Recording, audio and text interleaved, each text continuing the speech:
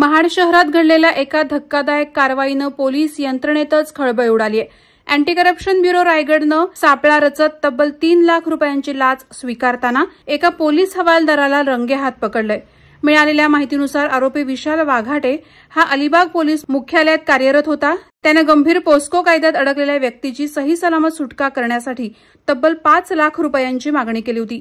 या मागणीची माहिती संबंधित व्यक्तीने अँटी करप्शन ब्युरोकडे दिल्यानंतर अधिकाऱ्यांनी सावधगिरीनं कारवाईचं नियोजन केलं। 9 ऑक्टोबर रोजी एसीबी पथकानं पडताळणी केली आणि 10 ऑक्टोबर रोजी महाड येथे सापळा रचला। या सापळ्यात हवालदार वाघाटे 3 लाख रुपयांचा पहिला हप्ता स्वीकारताना रंगेहात पकडला गेला।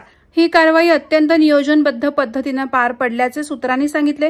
या संपूर्ण कारवाईचं नेतृत्व उपविभागीय पोलीस अधिकारी सरिता भोसले यांनी केलं।